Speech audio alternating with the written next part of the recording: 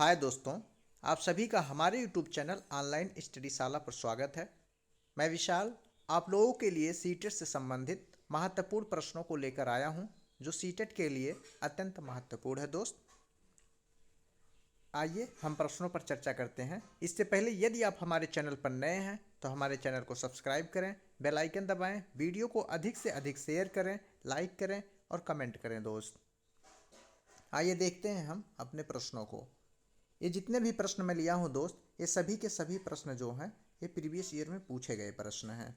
इससे पहले मैं 2012, 13, 14 और 15 की जो एक एक शिफ्ट की मैंने प्रैक्टिस आपको 5 प्रैक्टिस और 16 की 5 प्रैक्टिस मैंने करवा दी है।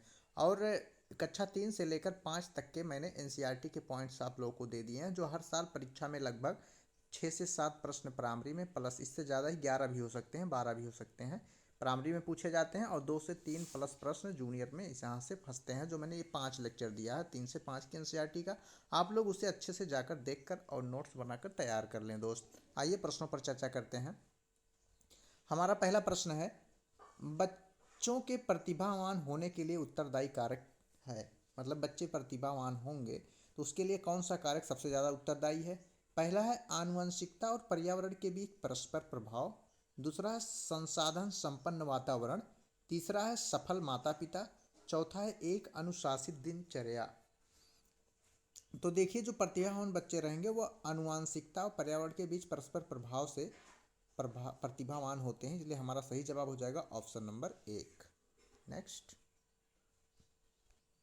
हमारा दूसरा प्रश्न है, अपसारी चिंतन की रूपरेखा उन बच्चों का पहचान करते हैं जो। अपसारी चिंतन मैंने आपको पिछले प्रैक्टिस में बताया है दोस्त।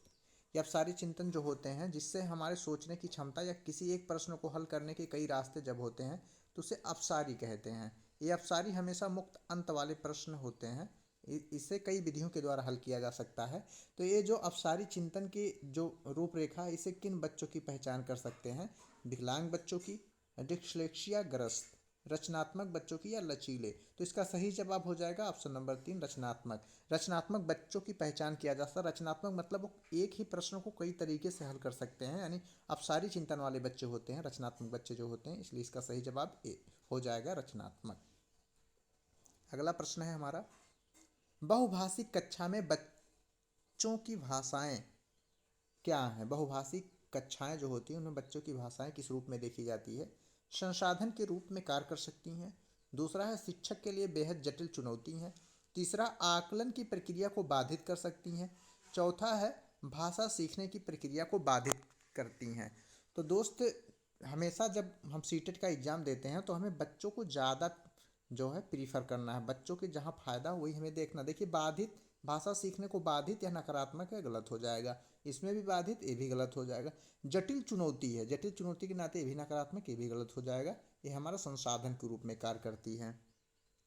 ये प्रश्न जो है ये प्रीवियस ईयर में एक बार और पूछा गया है, शायद 2014 में ये प्रश्न आया था दोस्त। तो इसलिए आप प्रीवियस ईयर के सभी जो पर्यावरण अध्ययन के हैं और मैथ के 2-4 क्वेश्चन मैं डेली डालता हूँ।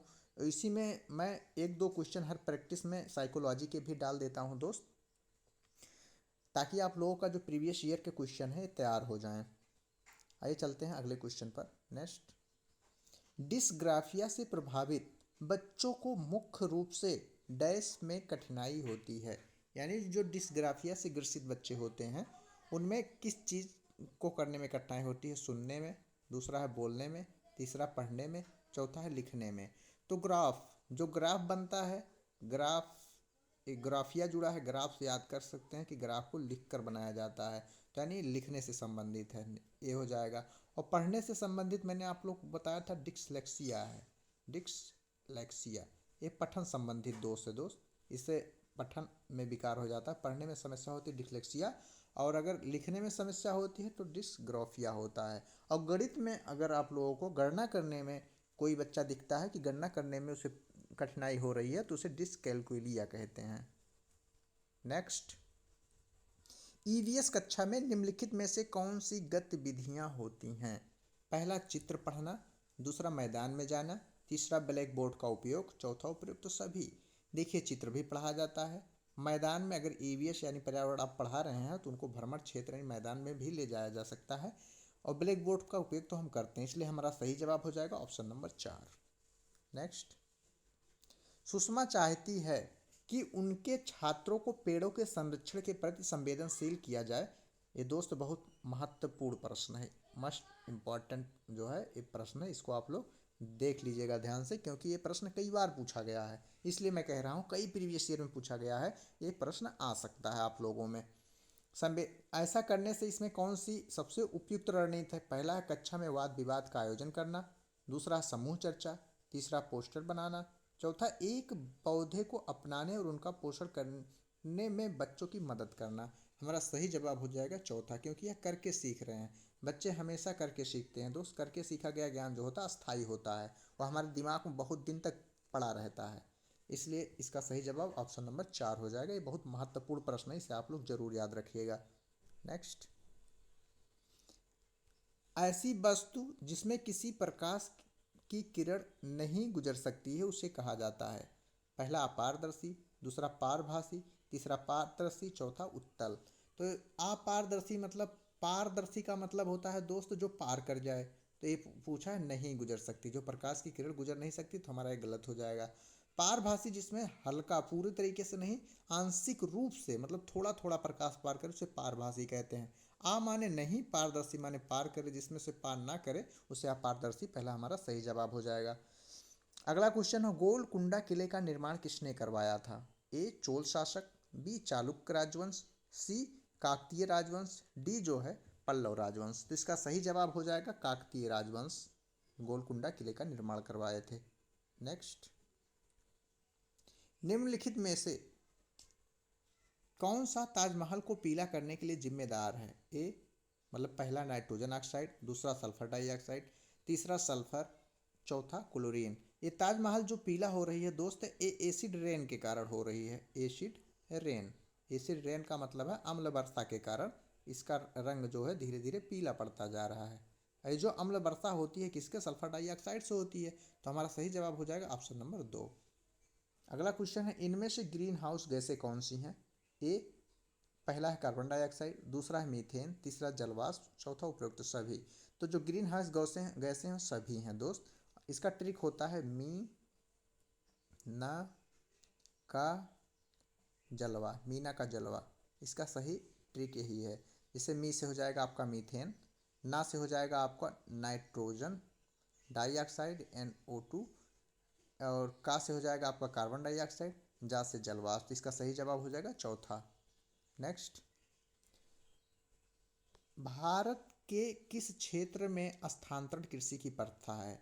तो आप लोग जानते हैं स्थानांतरण कृषि, वही झूम कृषि की बात की जा रही है। स्थानांतरण कृषि, झूम कृषि या कर्तन कृषि भी इसे कहते हैं, जिसमें जो खेत को है कुछ समय के लिए छोड़ देते हैं, इससे खरपतवार उग जाते हैं, फिर इन खरपतवार को जला देते हैं जो खाद के रूप में प्रयोग होते हैं। तो ये आपने पढ़ा था कि मेघालय में होता है। मेघालय भारत में, जैसे भारत का मान लीजिए मैप है, मैं ऐसे ही बना दे रहा हूँ, मान लीजिए ये भारत का मैप है दोस्त, ये भारत का मैप है, तो यहाँ मेघालय है। तो अगर ऐसे देखा जाए तो देखिए, ऐसे अगर इसको दिशा निर्धारित कर दी जाए तो ये हमारा उत्तर है और ये हमारा पूरब है। तो उत्तर पूर्वी क्षेत्र में यहाँ पर मेघालय है दोस्त, यहाँ पर ही मेघालय है। तो मेघालय में उत्तर पूर्वी क्षेत्र, हमारा सही जवाब ऑप्शन नंबर 1 हो जाएगा। स्थानों, दूरियों और दिशाओं की सापेक्षिक स्थिति को समझने की क्षमता क्या है? पहला दिशात्मक कौशल, दूसरा मानचित्रण कौशल, तीसरा स्थित कौशल, चौथा ग्राफिक कौशल। तो दिशा, दूरी और स्थान जो है मैप में प्रयोग किए जाते हैं, मैप यानी नक्शे में प्रयोग किए जाते हैं, तो इसलिए इसका सही जवाब हो जाएगा मानचित्रण कौशल। नेक्स्ट,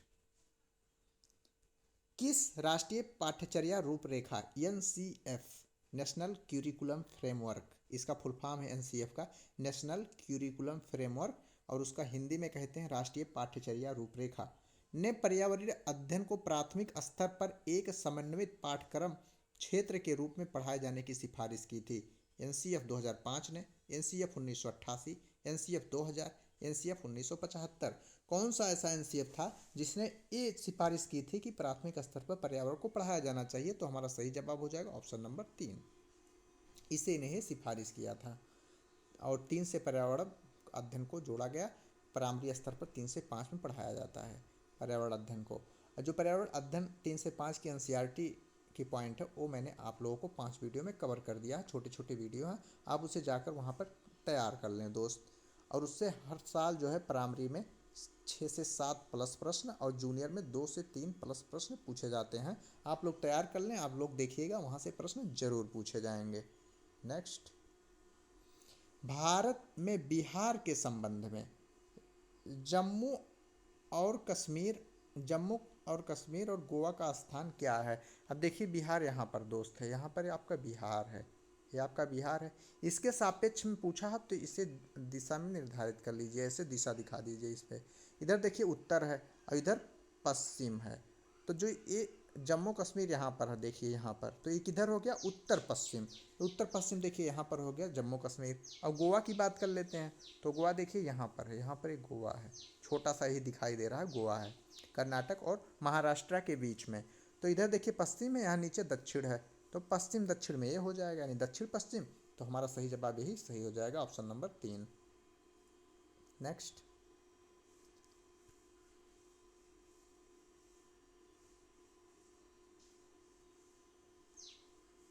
इनमें से किस परिस्थिति में वाष्पीकरण की प्रक्रिया सबसे धीमी होती है। वाष्पीकरण इसे कहते हैं, जैसे आप प्रयोग करने के लिए किसी कटोरी में जल रख दीजिए, पानी रख दीजिए किसी कटोरी में और उसे धूप में रख दीजिए, तो तापमान जितना अधिक होगा उतना ही वाष्पीकरण, वाष्पीकरण का मतलब ये जल जो है वाष्प के रूप में दोस्त उड़ने लगे, उसे हम वाष्पीकरण कहते हैं।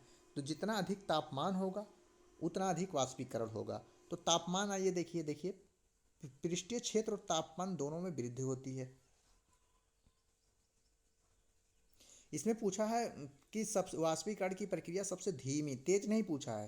तापमान जितना अधिक होगा उतना ही वाष्पीकरण होगा, लेकिन धीमा पूछा है, यानी तापमान कम होना चाहिए।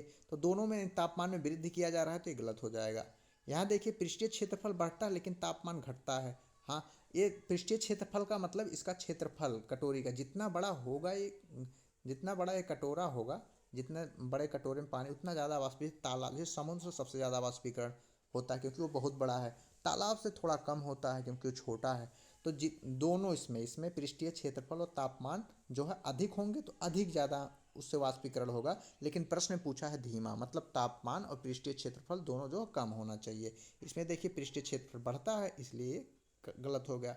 यहाँ देखिए पृष्ठीय क्षेत्रफल घटता है, ठीक है सही है, लेकिन तापमान बढ़ता है तो ये गलत हो जाएगा। देखिए दोनों घटते हैं तो इसलिए हमारा सही जवाब हो जाएगा ऑप्शन नंबर 4। नेक्स्ट, निम्नलिखित में से किसकी कीमत अधिक है। यहाँ से आपके गणित के क्वेश्चन दोस्त स्टार्ट होते हैं। मैंने 6 क्वेश्चन गणित के भी रख लिए हैं, जिसे आप लोग आसानी से सरल सरल प्रश्न मैंने रखे हैं, जिसे आप लोग आसानी से यहाँ देखे रहें तो वहाँ इस प्रकार के प्रश्न को हल कर सकें। जैसे देखना है कि सबसे अधिक कीमत किसकी है, जैसे प्रत्येक 250 रुपये में, मतलब प्रत्येक 250 रुपये में कितने 200 पैकेट मिलते हैं। तो इसमें देखिए इसका कीमत कितना हो जाएगा, तो 250 गुणे 2 कर लीजिए। तो देखिए जीरो को अभी मतलब आप लोग अपने दिमाग में रख लीजिए, 25 से 2 गुणा करेंगे तो हो जाएगा 50। जीरो कितने हैं 3, 1 2 3, ये हो गया 50,000। पहले की कीमत जो है 50,000 है। दूसरे की कीमत देखिए प्रत्येक 250 रुपये में 20 दर्जन, एक दर्जन में होते हैं 12, तो 20 दर्जन में कितने हो जाएंगे, 20 से आप गुणा कर लीजिए। देखिए 20 दूना का 40 के शून्य हासिल 4 और 20 एक के 20 4 24, 240। 240 गुणे जो है 250 इसकी कीमत। अब इसका निकाल लीजिए, देखिए जीरो को आप इग्नोर कर दीजिए, अपने दिमाग में रख लीजिए और 25 गुणे 24 कर लीजिए। मैंने कल आप लोगों को बताया था गुणा करने का सबसे आसान तरीका, प्रैक्टिस में कैसे आप लोग कर सकते हैं। इन दोनों का गुणा पहले कर लीजिए, 5 चौक 20 पूरा लिख लीजिए, फिर पाई बड़ी से खींच लीजिए, फिर ऐसे फिर खींचिए, फिर देखिए अब इसका इसमें कर दीजिए, इसका इसमें, दोनों जोड़ दीजिए। देखिए 2 चौके 8, 5 दूनी 10, 10 और 8 18 हो गया। और देखिए 2 दूनी 4, यहाँ 4 लिख लिया। अब देखिए इसमें जो हासिल वाला है उसको लिखते हैं, जैसे 20 से 20 को शून्य लिखेंगे, हासिल बच्चा 2, 18 में जोड़ देंगे, 18 2 20 के शून्य, हासिल बच्चा 2, ये 4 और 2 6, 6000 आ गया इसका, और 600 आ गया, 600 आ गया। और 2 जीरो बचा था, 2 जीरो हमने लिख दिया। तो देखिए सबसे अधिक कीमत किसकी है, इसकी कीमत अधिक है क्योंकि 60,000 है, ऊपर वाले की कीमत 50,000 है। तो हमारी दूसरा पॉइंट जो है इसकी कीमत अधिक है, तो हमारा सही जवाब हो जाएगा सेकंड। नेक्स्ट, एक विषय में एक बच्चे ने 5 विषयों में 75 अंक प्राप्त किए। बच्चे द्वारा प्राप्त किए गए 5 विषयों में 75 अंक प्राप्त किए, जैसे 75 75 75, ऐसे उसने 5 विषयों में 75 75 अंक प्राप्त किए दोस्त। तो बताना है कि प्राप्त किए गए अंकों की माध्यिका कितनी है। माध्यिका निकालने के लिए देखिए इधर से जो बीच में आ जाए, इधर से 2 इधर 2 इधर, बीच में 75, तो हमारा सही जवाब हो जाएगा ऑप्शन नंबर 1।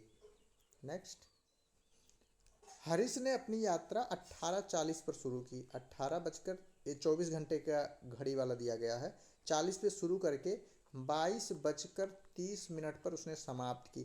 तो यात्रा पूरा करने में लिया गया समय देखिए 18:40 से 19:40, 1 घंटा हो गया दोस्त। 19:40 से 20:40, 2 घंटा हो गया। 20:40 से 21:40, 3 घंटा हो गया। 21:40 से 22:40 आप मान लीजिए, देखिए यहाँ 1 घंटा, यहाँ 2 घंटा, फिर यहाँ से जैसे 18 से 19 1 घंटा, 19 से 20 1 घंटा, 20 से 21 1 घंटा, 21 से 22 4 घंटा। अगर 40 होता तो 4 घंटे लगते, लेकिन ये पूछा है 22:30, माने 10 मिनट कम। तो 10 मिनट कम 4 घंटे में तो 3 घंटे 50 मिनट, इसका सही जवाब हो जाएगा। तो सही ऑप्शन हो जाएगा ऑप्शन नंबर 1। नेक्स्ट, देखिए दिया गया है 3 सही 1/4 किलोग्राम चीनी से 1/16 किलोग्राम चीनी के कितने पैकेट भरे जा सकते हैं। मतलब टोटल 3 सही 1/4 किलोग्राम चीनी है और एक पैकेट में 1/16 किलोग्राम चीनी अगर भरा जाता है तो कितने पैकेट चीनी भरे जाएंगे। तो इस मतलब इसमें इसी से भाग दे दीजिए 1/16 से। जैसे कोई कहे कि 6 किलोग्राम चावल है और 2 किलोग्राम चावल को एक पैकेट में 2 किलोग्राम चावल आता है, तो 6 किलोग्राम भरने में कितनी पैकेट लगेंगे, तो भाग दे देते हैं, यानी 3 पैकेट में 6 किलोग्राम जो है उसे भरा जा सकता है। तो ये भी भाग कर देंगे। देखिए इसको पहले हल कर लीजिए, 4×3 = 12, 1 13 हो जाएगा। ये आपका 13/4 फिर बटे 1/16। देखिए इसका गुणा इसमें हो जाएगा, इसका इसमें हो जाएगा, यानी 13 × 16 हो जाएगा बटे 1×4 हो जाएगा। अब देखिए एक का कोई महत्व तो नहीं, 4 से काट दीजिए, 4 चौके 16, 13 चौके 52, यानी 52/1 चाहे करिए चाहे 52, हमारा सही जवाब हो जाएगा ऑप्शन नंबर 1 52। नेक्स्ट, निम्नलिखित देखिए बहुत इंपॉर्टेंट क्वेश्चन है। एक क्वेश्चन पहले बहुत पूछे जाते हैं, थोड़ा कम पूछे जाते हैं, लेकिन आप लोग इसको जानते रहें कैसे हल किया जाता है। दिया गया कौन सा 11,1111 संख्या को दर्शाता है। तो इसको हल करने के लिए सबसे अच्छा तरीका है, ऐसे आप पहले लिख लीजिए 11,000, या 11,000 हो गया, फिर 11, देखिए 11,1100, फिर हमने 1100 लिख दिया, फिर 11, तो इसको जोड़ दीजिए। देखिए 1 1 1 1 1 2 1, यानी 12,111। तो इसमें सही जवाब हो जाएगा ऑप्शन नंबर 2। ऐसे भी आप जोड़ सकते हैं, जैसे 11,000 और 1100 है, तो 11,000 इसमें 1,100 है, यानी हो जाएगा 12,100 और 11 12,111। सही जवाब हो जाएगा ऑप्शन नंबर 2। नेक्स्ट, अब देखिए ये दिया गया है भिन्न से सवाल, इसको हल करना है। हल करने पे इसमें से कौन सा आएगा, जैसे 2/3 है प्लस 4/5 है। इसको हल करने के लिए जब हर जो है समान नहीं होते तो हरों का लासा ले लेते हैं।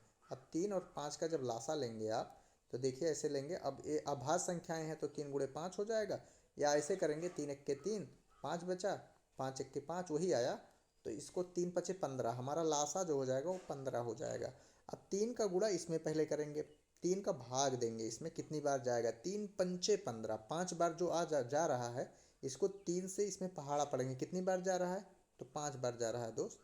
15 है, 1.5 नहीं है, 15 है, तो कितनी बार जा रहा है, 5 बार। 5 का गुणा यहाँ कर देंगे, 5 दूना 10 प्लस, अब 5 का जो है इसमें पहाड़ा पढ़ेंगे, कितनी बार जाएगा, 3 बार। 5 तिहाई 15, 3 चौके 12, अब आया कितना, 12 10 22/15।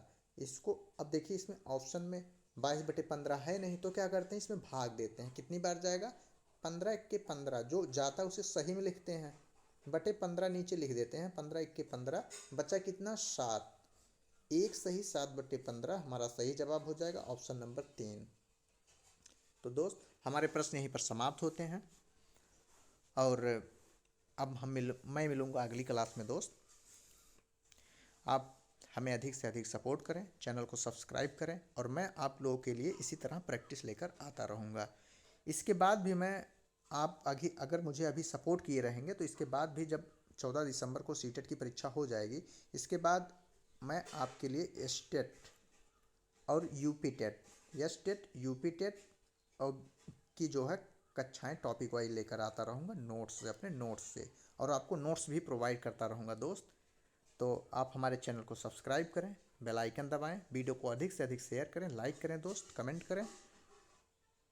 अब हम लोग मिलेंगे अगली क्लास में, तब तक के लिए धन्यवाद।